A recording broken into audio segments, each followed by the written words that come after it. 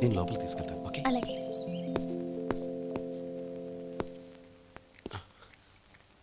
అన్నయ్య, ఏంట్రా? నేను చాలా రోజుల నుంచి నీకు విషయం చెప్తున్నాను, గుర్తుందా?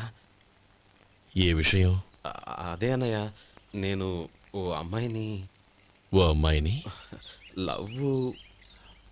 ఓహో, లవ్ చేస్తున్నావా? ఆ విషయం నువ్వు నాకెప్పుడు చెప్పావురా? ఊళ్ళో అందరూ అనుకుంటుంటే నేను విన్నాను. సారీ అన్నయ్య, నీకు చాన్నాళ్ళుగా చెప్పాలనుకుంటున్నాను కదా, అందువల్ల చెప్పేశానేమో అనుకున్నాను. ఓహో, ఆ అమ్మాయి వచ్చిందన్నయ్య, బయట నిలబడి ఉంది. బయట నిలబెట్టడం ఏమిట్రా? లోపలికి తీసుకురా. అలాగే అన్నయ్య. ఏయ్, అన్నయ్య మంచి మూడ్లో ఉన్నాడు, రా. కమ్.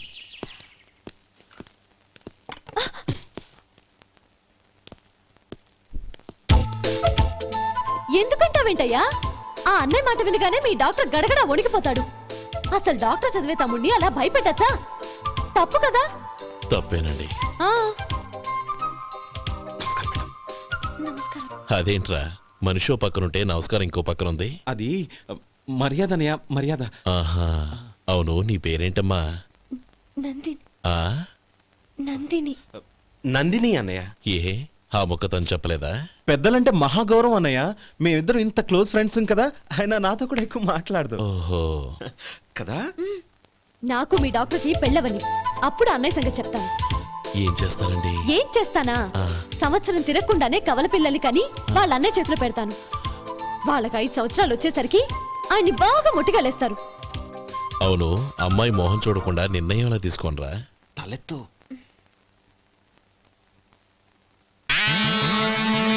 ఏం చెప్తా? అదేనండి, నందిని గారు వచ్చి వెళ్ళారని చెప్తాను. గుడ్, పైకొస్తావు. ఈయన మీ అన్నయ్య? అవును. నందిని, ఏమైంది? ఎందుకు ఏడుస్తున్నావు? ఈయన మీ అన్నయ్యని తెలియక తెలియక హాస్పిటల్ దగ్గర మర్యాద లేకుండా దురుసుగా మాట్లాడాను. ఆయన ఈ పెళ్లికి ఒప్పుకోరు. ఊరుకో, అలాంటి చిన్న చిన్న విషయాల్ని మా అన్నయ్య పట్టించుకోడు. అయినా నేను కన్విన్స్ చేస్తాను కదా. ఆయనకి అంత అవమానం జరిగాక ఎందుకు కన్విన్స్ అవుతారు? అవ్వరు. చూడు, నువ్వు వేరే పెళ్లి చేసుకొని నీకు పుట్టబోయే బిడ్డకు నా పేరు పెట్టుకో. ఏంటా మాటలు? నేనే నుయ్యగుయ్య చూసుకుంటాను. అదిగో ఆ చూపు చూడు, ఆ చూపు ఒకలా ఉంది.